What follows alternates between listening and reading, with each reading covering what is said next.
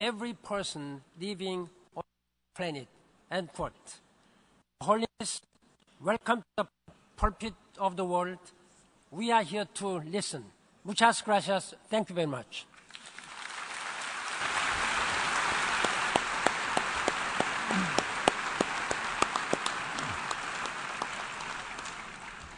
I thank the Secretary General for his statement, and on behalf of the General Assembly, I once again wholeheartedly welcome His Holiness Pope Francis to this hall, and I invite him to address the General Assembly.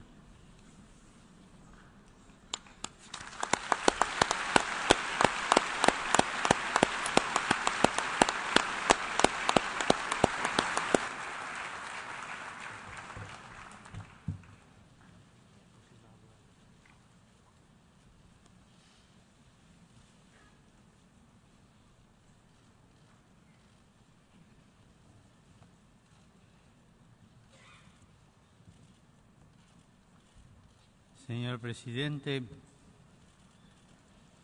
señoras, señores,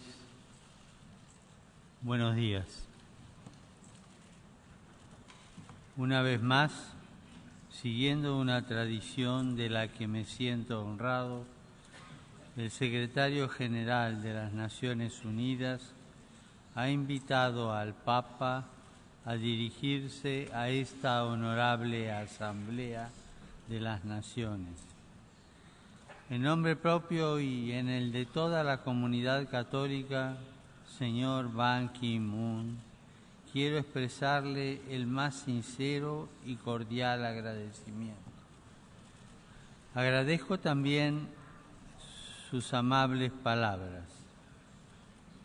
Saludo asimismo a los jefes de Estado y de Gobierno aquí presentes, a los embajadores, diplomáticos y funcionarios políticos y técnicos que los acompañan, al personal de las Naciones Unidas empeñado en esta 70ª sesión de la Asamblea General, al personal de todos los programas y agencias de la familia, de la ONU y a todos los que de un modo u otro participan de esta reunión.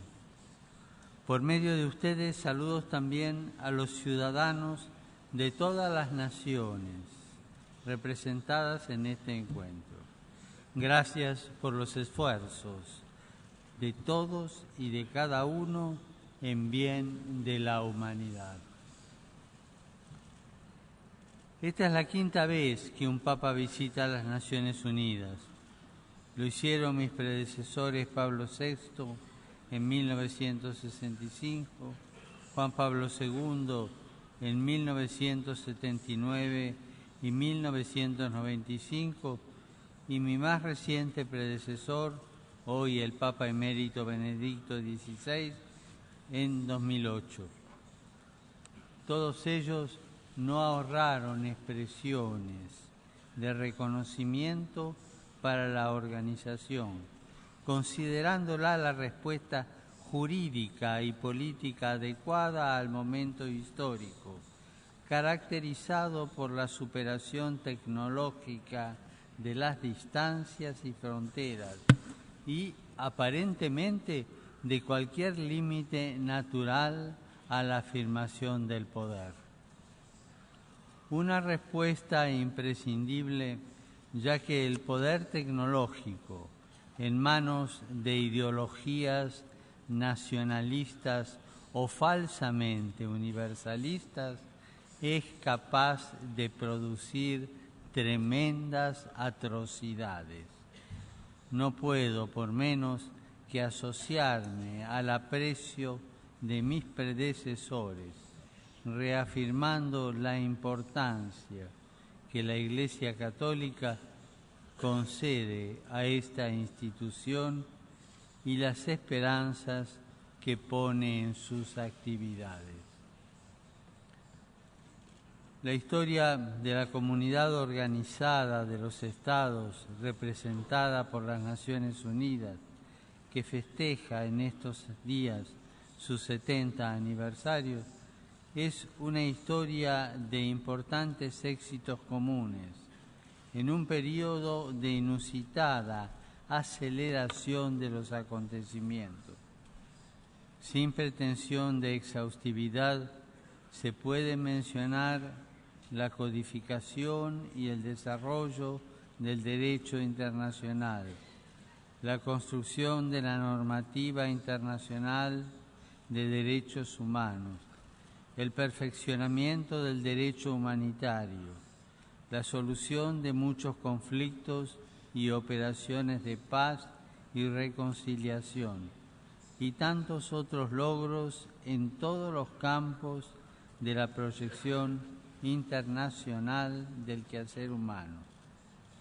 Todas estas realizaciones son luces que contrastan la oscuridad del desorden causado por las ambiciones descontroladas y los egoísmos colectivos. Es cierto que aún son muchos los graves problemas no resueltos, pero también es evidente que si hubiera faltado toda esta actividad internacional, la humanidad podría no haber sobrevivido al uso descontrolado de sus propias potencialidades. Cada uno de estos progresos políticos, jurídicos y técnicos son un camino de concreción del ideal de la fraternidad humana y un medio para su mayor realización. Rindo, pues, homenaje a todos los hombres y mujeres que han servido leal y sacrificadamente a toda la humanidad en estos 70 años. En particular, quiero recordar hoy a los que han dado su vida por la paz y la reconciliación de los pueblos, desde Dar a Masjid hasta los muchísimos funcionarios de todos los niveles fallecidos en las misiones humanitarias de paz y reconciliación. La experiencia de estos 70 años, más allá de todo lo conseguido, muestra que la reforma y la adaptación a los tiempos siempre es necesaria, progresando hacia el objetivo último de conceder a todos los países, sin excepción, una participación y una incidencia real y equitativa en las decisiones.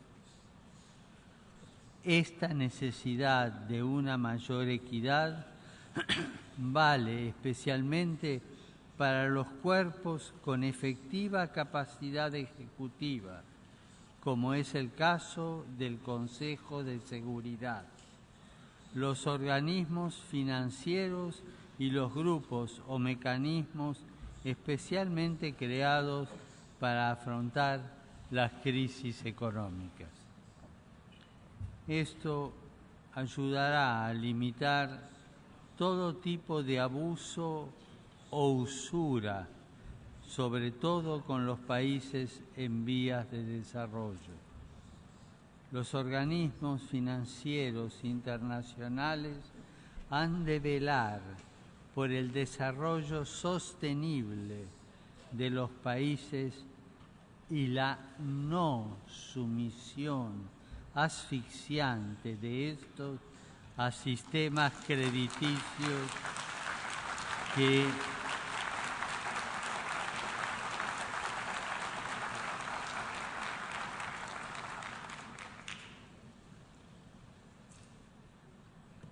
los organismos financieros internacionales han de velar por el desarrollo sostenible de los países y la no sumisión asfixiante de estos a sistemas crediticios que, lejos de promover el progreso, someten a las poblaciones a mecanismos de mayor pobreza, exclusión y dependencia.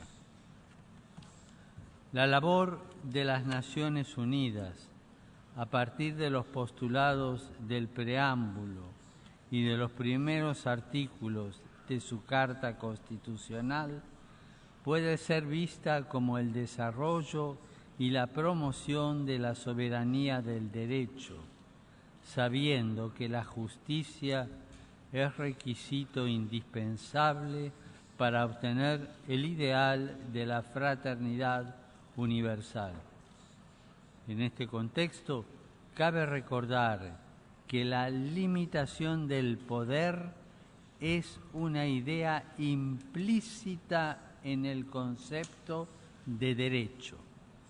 Dar a cada uno lo suyo, siguiendo la definición clásica de justicia, significa que ningún individuo o grupo humano se puede considerar omnipotente, autorizado a pasar por encima de la dignidad y de los derechos de las otras personas singulares o de sus agrupaciones sociales. La distribución fáctica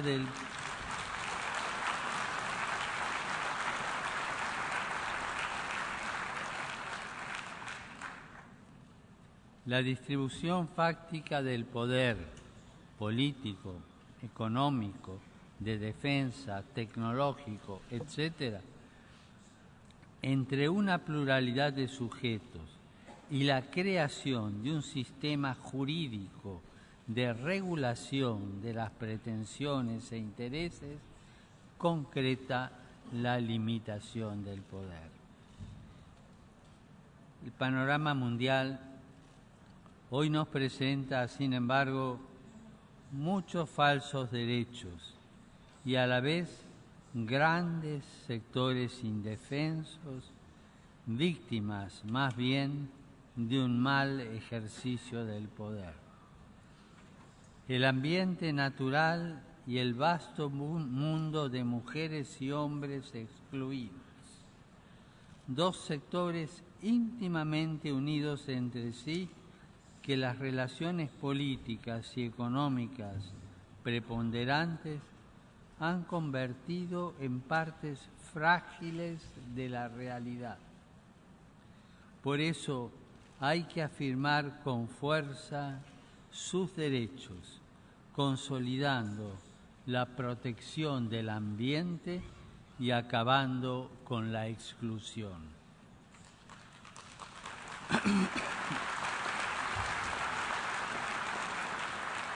Ante todo, hay que afirmar que existe un verdadero derecho del ambiente, por un doble motivo. Primero, porque los seres humanos somos parte del ambiente. Vivimos en comunión con él, porque el mismo ambiente comporta límites éticos que la acción humana debe reconocer y respetar. El hombre, aun cuando está dotado de capacidades inéditas que muestran una singularidad que trasciende el ámbito físico y biológico, es al mismo tiempo una porción de ese ambiente.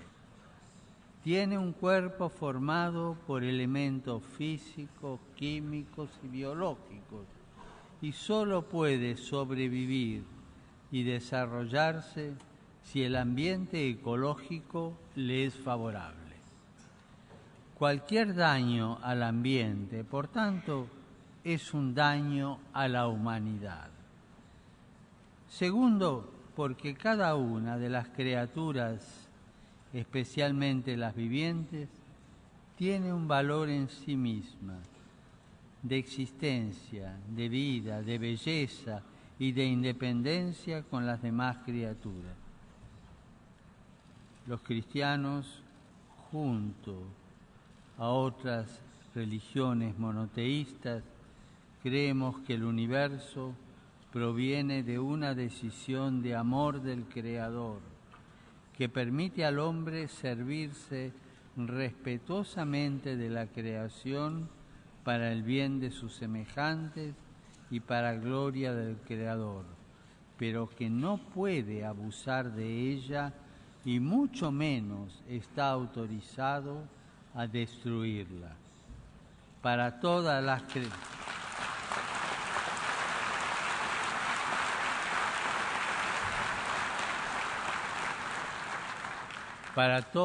las creencias religiosas, el ambiente es un bien fundamental.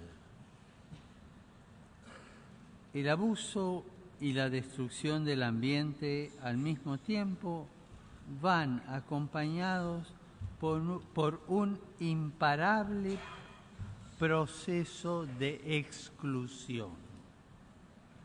En efecto, un afán egoísta e ilimitado de poder y de bienestar material lleva tanto a abusar de los recursos materiales disponibles como a excluir a los débiles y con menos habilidades, ya sea por tener capacidades diferentes, discapacidades, o porque están privados de los conocimientos e instrumentos técnicos adecuados, o poseen insuficiente capacidad de decisión política.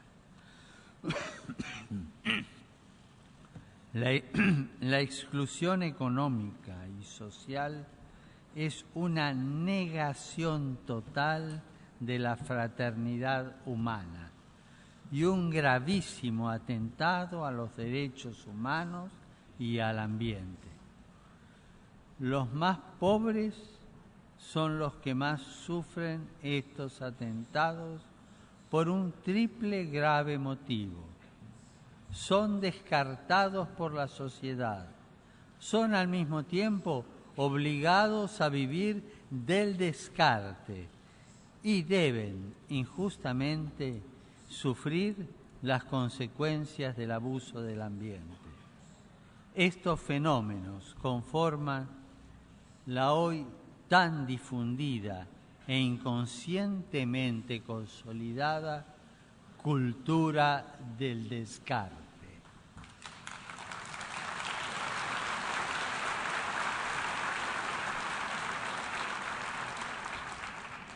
Lo dramático de toda esta situación de exclusión e inequidad, con sus claras consecuencias, me lleva, junto a todo el pueblo cristiano y a tantos otros, a tomar conciencia también de mi grave responsabilidad al respecto, por lo cual alzo mi voz junto a la de todos aquellos que anhelan soluciones urgentes y efectivas. La adopción de la Agenda 2030 para el Desarrollo Sostenible en la Cumbre Mundial que iniciará hoy mismo es una importante señal de esperanza. Confío también que la Conferencia de París sobre el cambio climático logre acuerdos fundamentales y eficaces. No bastan, sin embargo, los compromisos asumidos solemnemente, aunque constituyen ciertamente un paso necesario para las soluciones. La definición clásica de justicia a que aludía anteriormente contiene como elemento esencial una voluntad constante y perpetua. Justitia est constans, et perpetua voluntas ius sum cuique tribuendi. El mundo reclama de todos los gobernantes una voluntad efectiva, práctica, constante de pasos concretos y medidas inmediatas para preservar y mejorar el ambiente natural y vencer cuanto antes el fenómeno de la exclusión social y económica, con sus tristes consecuencias de trata de seres humanos, comercio de órganos y tejidos humanos, explotación sexual de niños y niñas, trabajo esclavo, incluyendo la prostitución, tráfico de drogas y de armas, terrorismo y crimen internacional organizado. Es tal la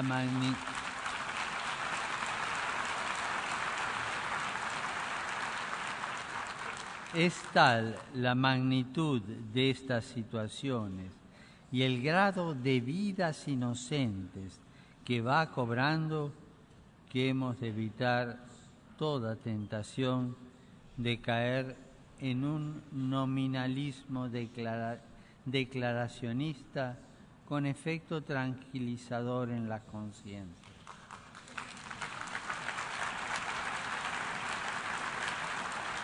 Debemos cuidar que nuestras instituciones sean realmente efectivas en la lucha contra todos estos flagelos. La multiplicidad y complejidad de los problemas exige contar con instrumentos técnicos de medida. Esto, empero, comporta un doble peligro: limitarse al ejercicio burocrático de redactar largas enumeraciones de buenos propósitos, metas, objetivos, indicaciones estadísticas, o creer que una única solución teórica y a priorística dará respuesta a todos los desafíos.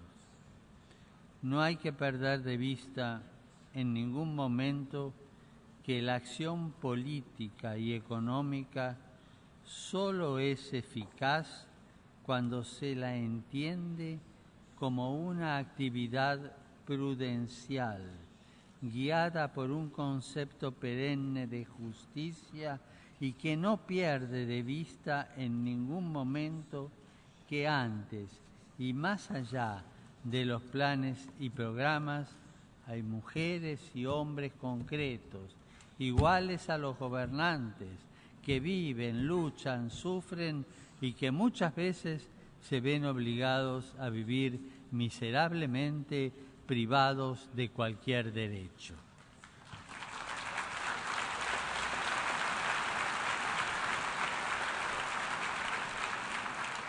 Para que estos hombres y mujeres concretos puedan escapar de la pobreza extrema, hay que permitirles ser dignos actores de su propio destino.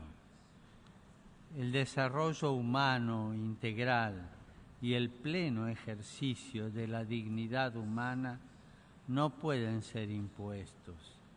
Deben ser edificados y desplegados por cada uno, por cada familia, en comunión con los demás hombres y en una justa relación con todos los círculos en los que se desarrolla la socialidad humana, amigos, comunidades, aldeas, municipios, escuelas, empresas, sindicatos, provincias, naciones.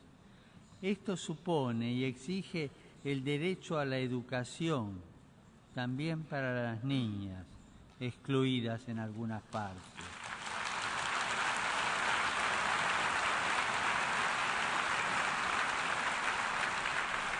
Derecho a la educación que se asegura en primer lugar respetando y reforzando el derecho primario de la familia a educar y el derecho de las iglesias y de las agrupaciones sociales a sostener y colaborar con las familias en la formación de sus hijas e hijos.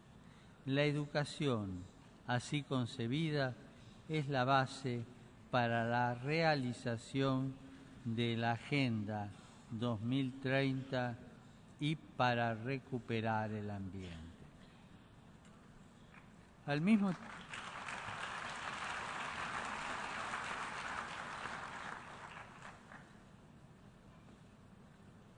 mismo tiempo, los gobernantes han de hacer todo lo posible a fin de que todos puedan tener la mínima base material y espiritual para ejercer su dignidad y para formar y mantener una familia, que es la célula primaria de cualquier desarrollo social. Este mínimo absoluto tiene en lo material 3 nombres: techo, trabajo y tierra. Y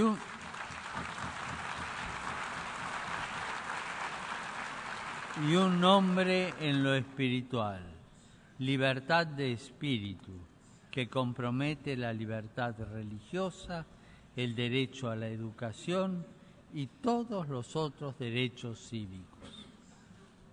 Por todo esto,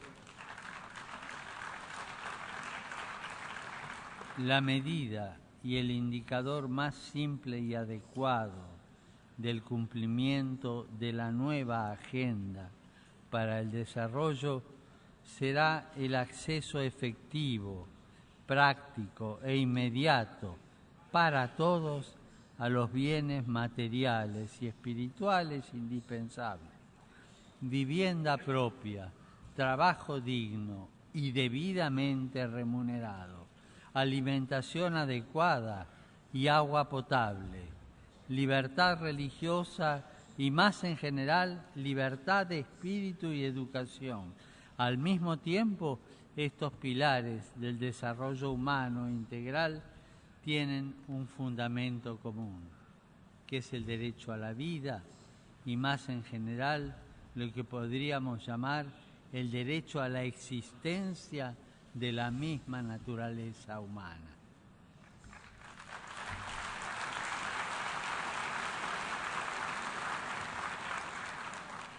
La crisis ecológica, junto con la destrucción de buena parte de la biodiversidad,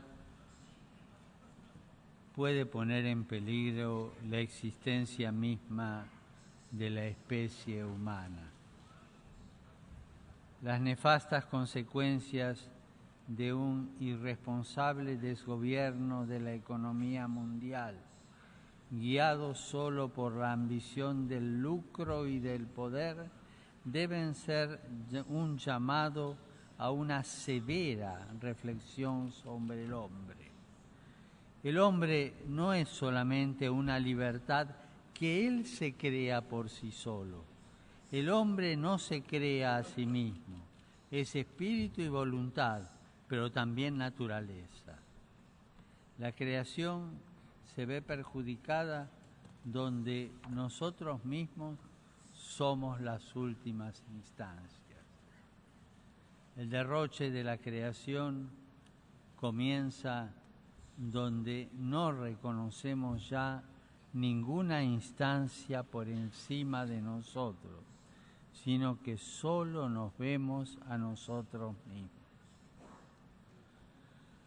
Por eso, la defensa del ambiente y la lucha contra la exclusión exigen el reconocimiento de una ley moral inscrita en la propia naturaleza humana, que comprende la distinción natural entre hombre y mujer y el absoluto respeto de la vida en todas sus etapas y dimensiones. Sin el reconocimiento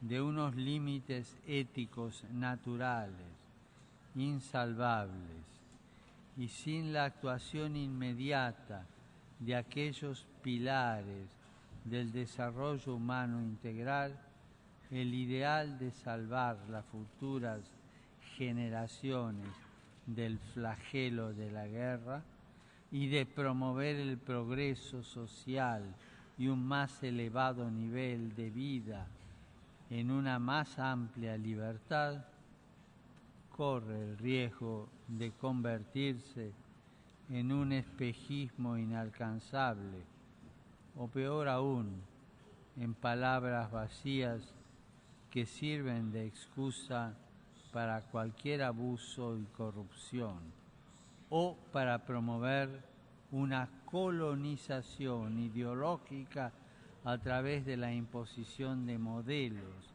y estilos de vida anómalos, extraños a la identidad de los pueblos y, en último término, irresponsables.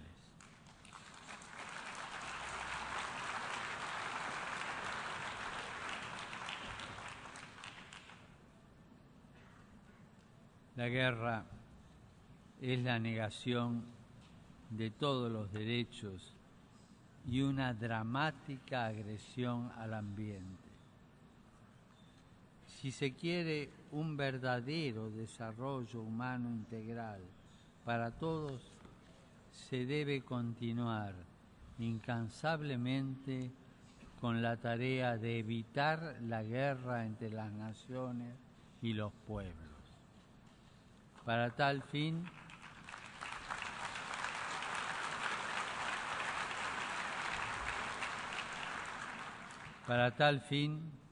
hay que asegurar el imperio incontestado del derecho y el infatigable recurso a la negociación, a los buenos oficios y al arbitraje, como propone la Carta de las Naciones Unidas, verdadera norma jurídica fundamental. La experiencia de los 70 años de existencia de las Naciones Unidas en general, y en particular la experiencia de los primeros 15 años del tercer milenio, muestran tanto la eficacia de la plena aplicación de las normas internacionales como la ineficacia de su incumplimiento. Si se respeta y aplica la Carta de las Naciones Unidas con transparencia y sinceridad, sin segundas intenciones, como un punto de referencia obligatorio de justicia y no como un instrumento para disfrazar intenciones espurias, se alcanzan resultados de paz.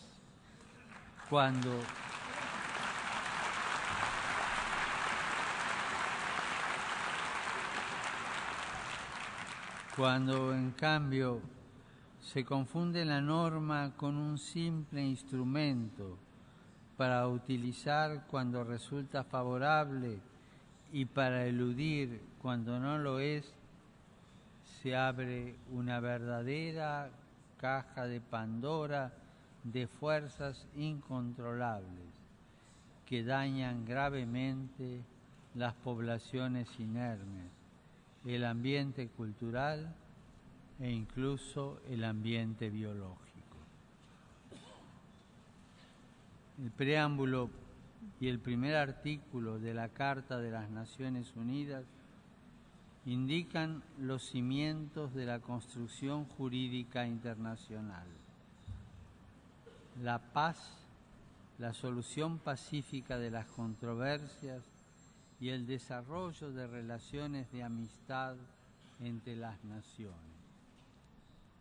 Contrasta fuertemente con estas afirmaciones y las niega en la práctica la tendencia siempre presente a la proliferación de las armas, especialmente las de destrucción masiva, como pueden ser las nucleares.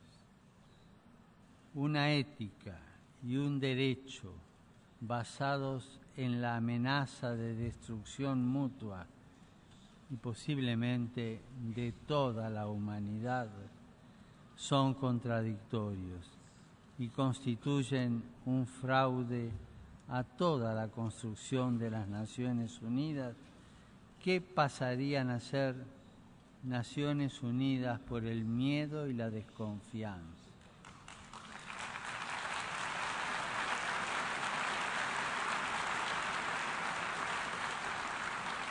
Hay que empeñarse por un mundo sin armas nucleares, aplicando plenamente el Tratado de No Proliferación en la letra y en el espíritu, hacia una total prohibición de estos instrumentos.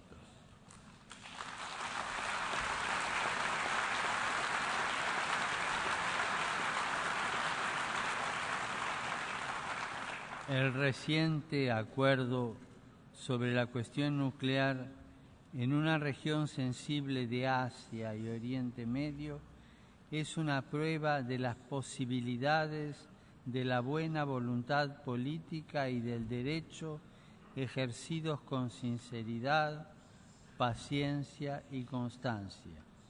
Hago votos para que este acuerdo sea duradero y eficaz y dé los frutos deseados con la colaboración de todas las partes implicadas.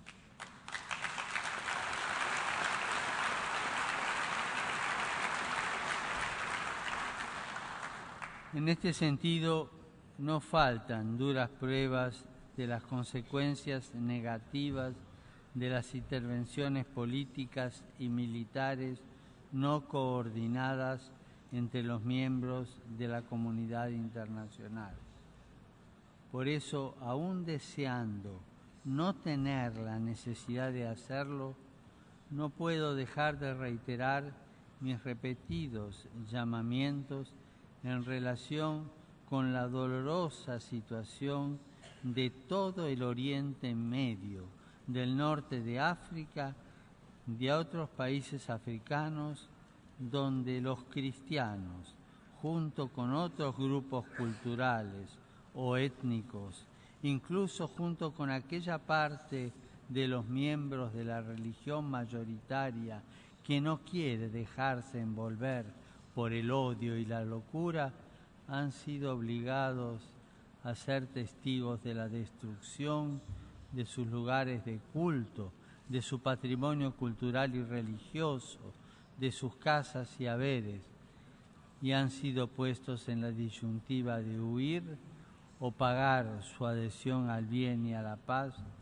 con la propia vida o con la esclavitud. Estas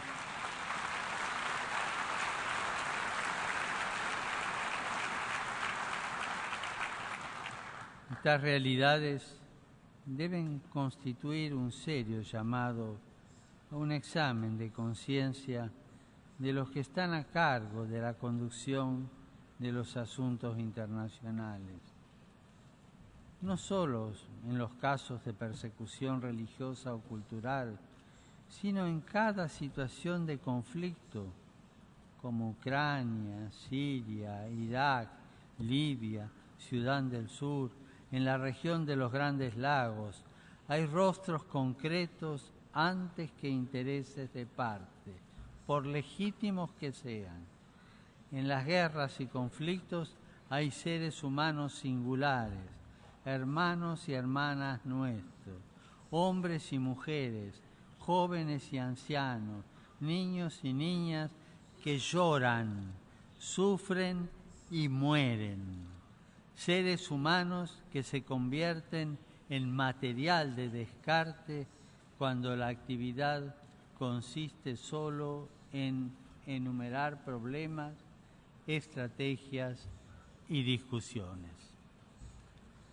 Como pedía al secretario general de las Naciones Unidas en mi carta del 9 de agosto de 2014, la más elemental comprensión de la dignidad humana obliga a la comunidad internacional, en particular a través de las normas y los mecanismos del derecho internacional, a hacer todo lo posible para detener y prevenir ulteriores violencias sistemáticas contra las minorías étnicas y religiosas y para proteger a las poblaciones inocentes.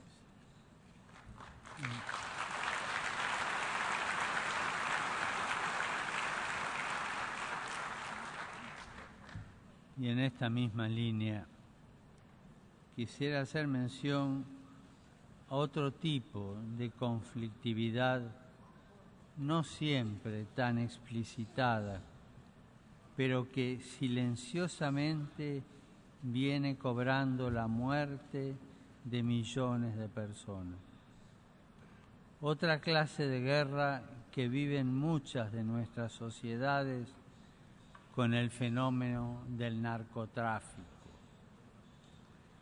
Una guerra asumida y pobremente combatida.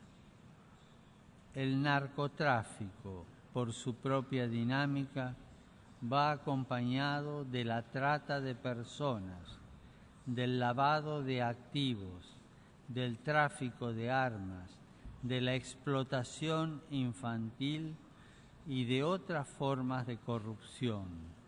Corrupción que ha penetrado los distintos niveles de la vida social, política, militar, artística y religiosa, generando en muchos casos una estructura paralela que pone en riesgo la credibilidad de nuestras instituciones.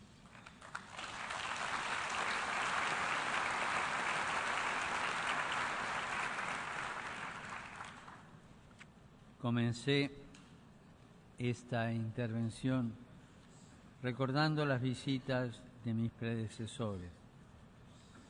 Quisiera ahora que mis palabras fueran especialmente como una continuación de las palabras finales del discurso de Pablo VI, pronunciado hace casi exactamente 50 años, pero de valor perenne. Cito: ha llegado la hora en que se impone una pausa, un momento de recogimiento, de reflexión, casi de oración. Volver a pensar en nuestro común origen, en nuestra historia, en nuestro destino común. Nunca como hoy ha sido tan necesaria la conciencia moral del hombre, porque el peligro no viene ni del progreso ni de la ciencia, que bien utilizados podrán resolver muchos de los graves problemas que afligen a la humanidad. Entre otras cosas, sin duda, la genialidad humana bien aplicada ayudará a resolver los graves desafíos de la degradación ecológica y de la exclusión. Continúo con Pablo VI. El verdadero peligro está en el hombre, que dispone de instrumentos cada vez más poderosos, capaces de llevar tanto a la ruina como a las más altas conquistas. Hasta aquí Pablo VI. La casa común de todos los hombres debe continuar levantándose sobre una recta comprensión de la fraternidad universal y sobre el respeto de la sacralidad de cada vida humana, de cada hombre y de cada mujer, de los pobres, de los ancianos, de los niños, de los enfermos, de los no nacidos, de los desocupados, de los abandonados, de los que se juzgan descartables porque no se los considera más que números de una u otra estadística.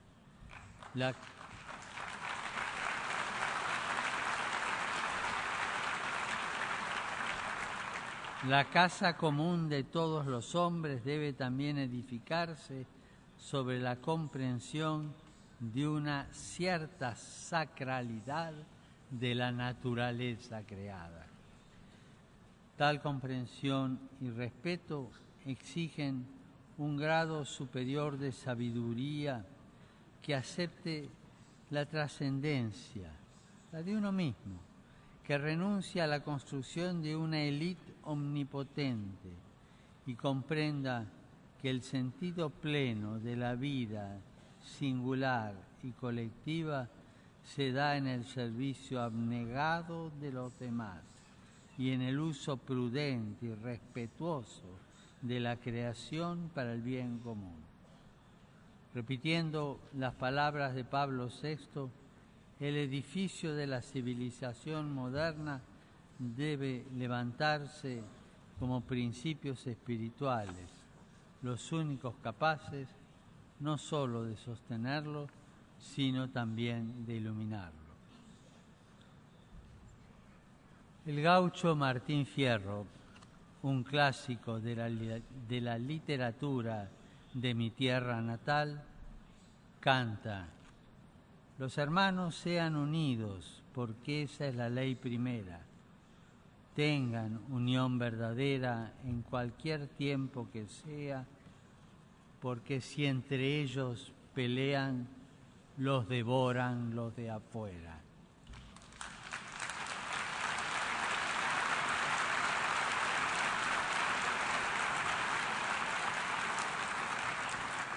El mundo contemporáneo, aparentemente conexo, experimenta una creciente y sostenida fragmentación social que pone en riesgo todo fundamento de la vida social y por lo tanto termina por enfrentarnos unos con otros para preservar los propios intereses. El tiempo presente nos invita a privilegiar acciones que generen dinamismos nuevos en la sociedad hasta que fructifiquen en importantes y positivos acontecimientos históricos. No podemos permitirnos postergar algunas agendas para el futuro. El futuro nos pide decisiones críticas y globales de cara a los conflictos mundiales que aumentan el número de excluidos y necesitados. La loable construcción jurídica internacional de la Organización de las Naciones Unidas y de todas sus realizaciones, perfeccionable como cualquier otra obra humana y al mismo tiempo necesaria, puede ser prenda de un futuro seguro y feliz para las generaciones futuras.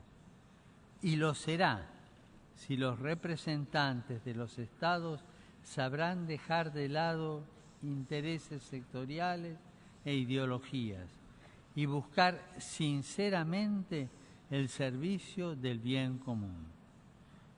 Pido a Dios Todopoderoso que así sea y les aseguro mi apoyo, mi oración y el apoyo y las oraciones de todos los fieles de la Iglesia Católica para que esta institución, todos sus estados miembros y cada uno de sus funcionarios rinda siempre un servicio eficaz a la humanidad, un servicio respetuoso de la diversidad y que sepa potenciar para el bien común lo mejor de cada pueblo y de cada ciudadano. Que Dios los bendiga a todos.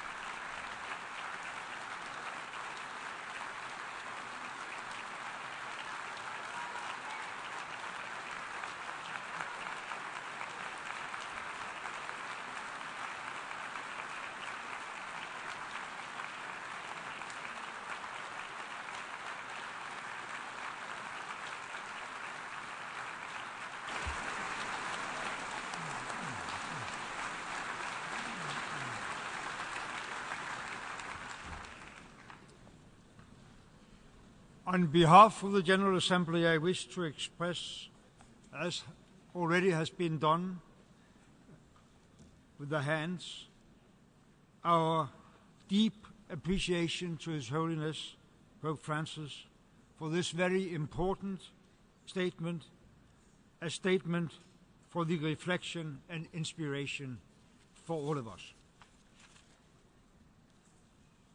I request representatives to be kind enough to remain at their seats while we accompany His Holiness out of the General Assembly Hall.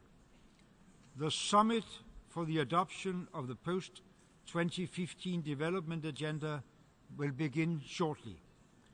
In the interim period, immediately following the adjournment of this meeting, I invite representatives to remain seated and view the special performances and presentations on the occasion of the convening of the summit. The meeting is adjourned.